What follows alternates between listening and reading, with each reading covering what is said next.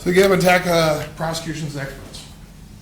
That's one of the things you got to take a look at. You got to take a look at the credibility of witnesses. This is one of the instructions you get. Does a witness have any bias, prejudice, or personal interest on how a case is decided?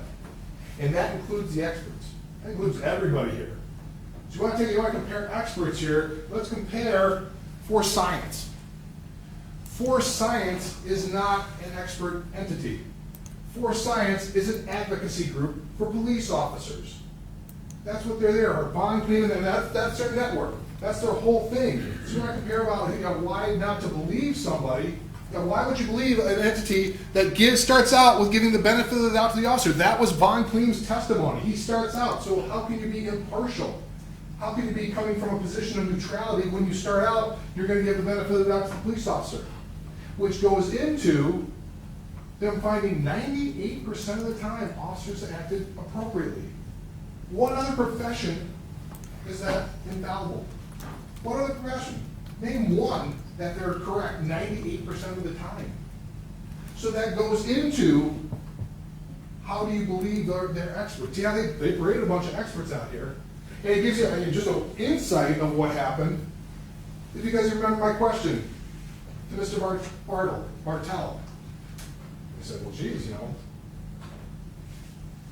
MMA goes 5 minutes, right? MMA goes 5 minutes.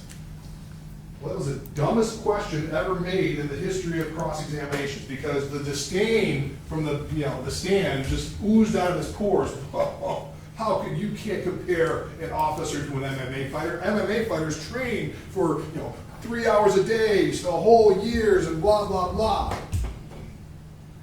Yet the next day, when Von Kleem, his partner, his friend, who he presents with all the time, what does Von Kleem do in his report? Compares Patrick to an MMA fighter. Because that's what they got to do. They've got to say the opportunity, he has an opportunity because he can spring up like an MMA fighter. That gives you a window in terms of the prism. They translate what happens based on an officer. They like officers, which is perfectly fine. I'm not saying that they shouldn't have advocacy group for officers, but you judge an officer by one standard, then you judge the victim by another one. That's the opportunity. That was a tactical advantage because why? Because Von Kleem and Lon Bartels do jiu-jitsu and they do grappling. And so ergo, that Patrick has the same opportunity because he can suddenly spring up from a face down or a face on his back position and maybe use the taser. That's what gives him the opportunity. Von Kleem talks about, disproportionate resistance. That's their intent. That's his interpretation. That's what he said. Well, you can determine the intent. Disproportionate resistance by Patrick is why you can think he's going to use deadly force. Von Kleem doesn't want to use that against police officers because they have no idea how can they come up with disproportion. They can't comprehend that. So when you want to talk about bias and prejudice against the experts, you want to criticize ours, take a look at theirs. And then they're comparing apples and oranges. Because our experts are use of force, they say, in terms of taser, what a taser does, what a taser can do. And it's possible for these things to happen, but it's not reasonable to think it is going to happen. That's the reasonableness test. You can't look at every sort of possibility in the universe of what might happen and then say, oh, it's reasonable that you can do it. I mean, why does it take Wegovy? You listen to all the bad things that can happen on any of the drugs that are on TV because they may cause, hair loss, liver problems, and so on and so forth. But they want to use that as justification because all this may happen. It could, the wires could. There is no, talk about distractions. There is no evidence the wires were broken. There is no evidence that anybody was feeling MNI. There's no evidence that wires had any impact. But they've got to throw out all these things. You want to talk about another thing? Why isn't GRPD? Why did we ask for GRPD? Does a bank, when somebody embezzles money, investigate their own? No, they call it an independent. They call it an outside organization. How hard is it? And this is not just GRPD, this is for anybody. How do you judge something that you trained? I mean, Captain Cybers said, hey, I was his commander at one point in time. You think they're coming from a position of not bias because you're asking them to judge their policies, their procedures, and what this person does? They like him. He's a good guy. How do you come in and say they're impartial? And once again, to give a window on that, what did Captain Cyber say? Because Captain Cyber, when we asked, We said, okay, you've been listed as a defense witness. Okay, what's the policy? If somebody's disarmed of a taser, do you have a policy on that? Nope. No policy. Never heard of it. Yet then he takes a stand in front of you and says, oh yeah, that's deadly force. Well, wait a second. 2 weeks ago when the detective asked you about it, you said, no, there's nothing. But now that, as soon as somebody disarms you of a weapon, that was a weapon. You never said taser specifically, but he was asked specifically about a taser and disarmament. Nope, there's no policy on that. We don't train nothing about that. But yet all of a sudden it changes. That gives you a window of why there's bias. There's a conflict of interest. That's why we have the state police in here talking about it. There's a conflict of interest to try and bring GRPD officers to judge on another GRPD shooting incident. They have every reason, just like anybody else. Just like a bank, you don't ask the people who were responsible for training what went wrong. But even then, and this is what I'm talking about, you can believe all, some, or none. They say Grand Rapids policies are generally accepted police practices.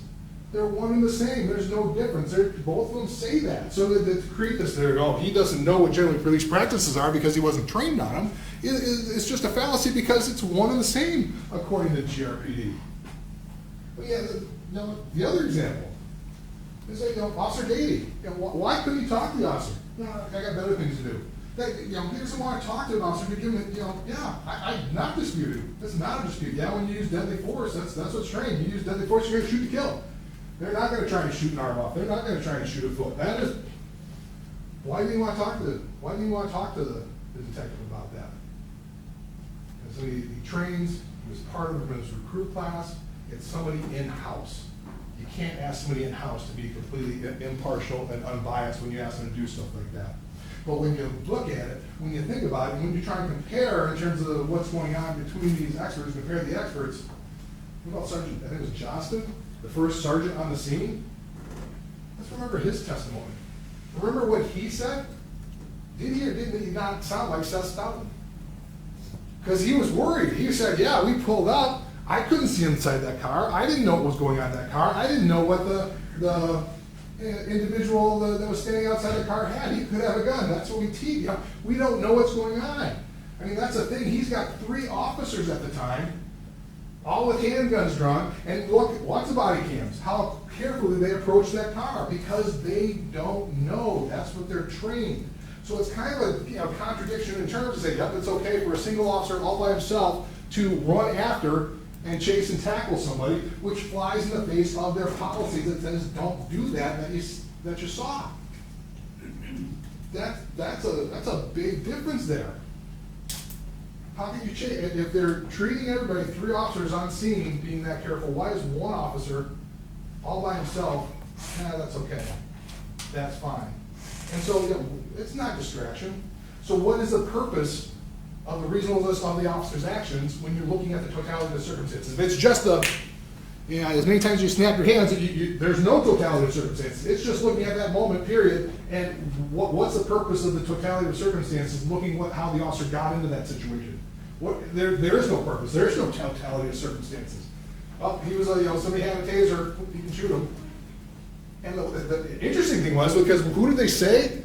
Who did he say? Well, Professor Kroll. Professor Kroll is the one who said, oh yeah, they're able to use deadly force because he did that study. Professor Kroll isn't a taser expert. He has no idea of police policies. He said, that was his testimony, it was his impression of police policies. Because they can't bond clean, the GRPD officers, nobody can say anything about what the taser policy. There is no. Take a look at all the policies. Take a look at the policy where it says if you're disarmed the taser, you can use it. You can shoot them. Because it's not there. There is no policy. It's based on the totality of the circumstances, based on everything the officer knew at the time. And what the officer knew at the time goes back to when the incident started. The whole thing, not just looking at that one brief second. And why would a reasonable officer, when there's been no aggression, there's been nothing, no punching, no kicking, no hitting, no anything, think he was going to die because somebody had his taser? That's what's not reasonable about all this. And you're right. You're right, manslaughter is going to be brought up. And it was a complete misstatement of the law to say, well, the manslaughter is not an intent to kill. That is not the law. Listen to the instruction. It is an intent to kill. The traditional manslaughter thing is when a spouse shows up and sees their spouse in bed and loses it. That's your typical manslaughter. You lose it and they want to kill them. It's not, well, they got into a fight. A manslaughter instruction is because of emotional excitement. Because of emotional excitement, somebody who's driven to kill somebody. That's what we're talking about here. It is not just, well, there was a fight they didn't mean to. That's a completely different thing. Manslaughter, listen to it. And because of emotional excitement to the point a reasonable person may have acted in an impulse. And if anything, that's what their experts are talking about. That's what their experts bring up. Yeah, Professor Blake. Yeah. Heuristics. Heuristics. And I said, yeah, heuristics. It's kind of, putting in layman's terms, that means jumping to conclusions. And that's it right there. He doesn't know why he's running, so he jumps to a conclusion. The defendant jumps to a conclusion. Well, there must be something worse here. There must be something worse here. I'm going to jump to the conclusion and think it's a bad thing. That reduces it, so it's justified, excused, it reduces it to a lesser crime. Manslaughter is a lesser crime, so if you think this fight, if you think this battle, you need to characterize it as a battle, because what it is a wrestling match. And that's in the totality of the facts and circumstances. How does somebody want to kill you when they don't do anything else before that? How do they want to kill you? What evidence do they want to kill you? He grabbed my taser, and I'm tired. That's not enough. That is not enough to justify taking another person's life. And watch the video. Yeah, take a look at the video. Yeah, he stands up 3 times, but at the moment he goes to push himself up, the defendant shoves him back down. He shoves him back down. He's got total control over this incident. So to think that he has to kill him at that moment is just wrong. It's not reasonable. Yeah, no reasonable officer would come up with that. And why? No idea why it's so far. Where's the fight? It's not a fight. It's a wrestling match. I thought the other thing that was, interesting about, GRPD puts the fear of God. Puts the fear of God about tasers. Yes. Watch that video. Watch the graduation video. This is the graduation video. So the fear of God, you put it's a serious weapon, but the fear of God in an instrument that you put the soundtrack to Top Gun to in the graduation video, and take a look. Get a closer look. Look at the smiles. Look at the smiles on all their faces. Yeah, they're kind of, somebody's going through it again. It's taking the ride. We're talking about taking the ride. Yeah, it's a serious weapon, but it's not a weapon that's going to cause death or great bodily injury. That's not putting the fear of God into them when you put it to the soundtrack of Top Gun. It's not putting the fear of God into them when you're sitting there smiling at them, smiling at somebody getting tased. It's something you're concerned about, sure. But this whole thing in terms of distractions, it once again is amazing now, because now we're saying don't ignore the defendant's prior statement, ignore it, because it was just a police report. But we heard on the stand, and we couldn't trust his testimony on the stand either. Why? Because, Mr. Dodge asked him, well, you've been 3 years. There's a lot going on in those 3 years. You've been through a lot of trauma. So you can't really believe his testimony by his own, attorneys asking him questions, but then you're also not supposed to pay attention to his written statement. So how do you determine what it is? You gotta take it. That's what the statement's there for. Compare what the differences are. Take a look what it is. Take a look. Where did the bladed stance come from? Because that's what it says in his written statement. Where's the bladed stance? Because we heard what the bladed stance was by Captain Siren. Somebody may have a gun. That was a bladed statement. No testimony to that. It was in his written statement. And then I didn't ask him questions. Well, show us the bladed stance. Well, it's a different perspective. You really can't see. So, what we're trying to do is trying to build up the danger of Patrick. Trying to build him up. He had a bladed stance. It was dangerous from the get-go. Well, then if it's dangerous from the get-go, why are you chasing him? And that's part of the totality of the circumstances.